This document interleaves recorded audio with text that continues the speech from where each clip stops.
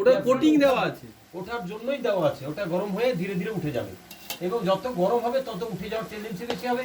আর ধীরে ধীরে এটা আপনার খাবারের সঙ্গে মিশে রেগুলারলি আপনার একটা কার্সিনোজেনিক খাবার ব্যবহার করতে শুরু করবেন। এইখান থেকে বেঁচে যাওয়ার জন্য বলা হচ্ছে। এখন টেফলন সারা পৃথিবীতে ব্যান্ড। হ্যাঁ, সারা পৃথিবীতে আমরা রেগুলার খাই বলে আপনাদের খাওয়ারও সাহস করেছি। আর কিছু না, রান্না হচ্ছে শুধু জল দিয়ে জ্বালানো হচ্ছে। একটা সবজি রান্নার যে টেস্ট। হ্যাঁ ঠিক। এমনি রান্নার ক্ষেত্রে আমাদের যেটা তেল যেটা কাজ করে, তেলটা রান্নার জন্য আমাকে হেল্প করে। এমনি আমি যদি তেল ছাড়া যদি রান্না করতে চাই তাহলে কিন্তু এতক্ষণে পুড়ে যেত। এই বাসনের স্পেশালিটি ওটা পুড়ছে না। কিন্তু আমার অন্য বাড়িতে যে বাসন থাকে সেই বাসনে কিন্তু তেলটা রান্নার মাধ্যম হিসাবে কাজ করে।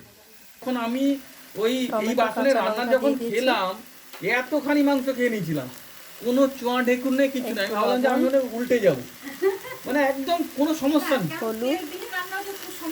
আর টেস্টটা শুধু এখানে তো চিকেন হচ্ছে।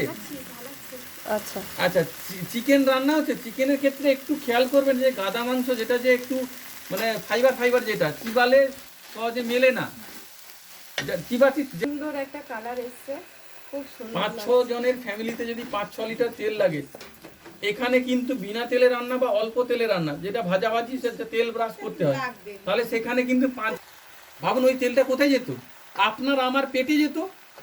ওই তেলটা, ওই ভেজাল তেল বা ভালো তেল, ওই তেলটা যদি আমার শরীরে না যায় তাহলে আমার শরীরে কোনো দিলেই ওটা সুন্দরভাবে হবে, নর্মাল আঁচে দিলেই হবে। এবার 30 বছরে 2.5 লাখ টাকার তেল বাঁধবে। আর দামের ক্ষেত্রে আমার বাঁচার কথা না, আমার জীবনে সুস্থ এটা এক্ষুনি কেউ পারবে কত টাকা জোগাড় করা মুশকিল আছে। এক্ষুনি একটা প্রোডাক্ট ব্যবহার করতে করতে এবার যখন সামর্থ্য হবে তখন দেখো উপকার হচ্ছে। আস্তে আস্তে মানুষ একভাবে প্রথম তো এগিয়ে যায়। হয়তো আলু টালু দিলে হয়তো একটু সমস্যা হবে হয়তো। আর এটাকে ছোট টুকরো করা হয়েছে বলে বেশি হয়েছে। আর ইচ্ছেটাকে শুধু রাখুন, বাকি কাজ হয়ে যাবে।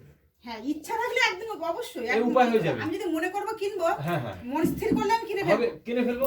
এইবারে এই প্রসেস গরম মশলা দিয়ে দিয়েছি। যখন আপনি কিনতে যাচ্ছেন একটু মিষ্টি দেবো, কিছু দিতে হবে না। এখানে এটা খাই না, যখন দিবে এখানে আমরা মিষ্টি খাই না মাংসে। তাহলে ঠিক আছে।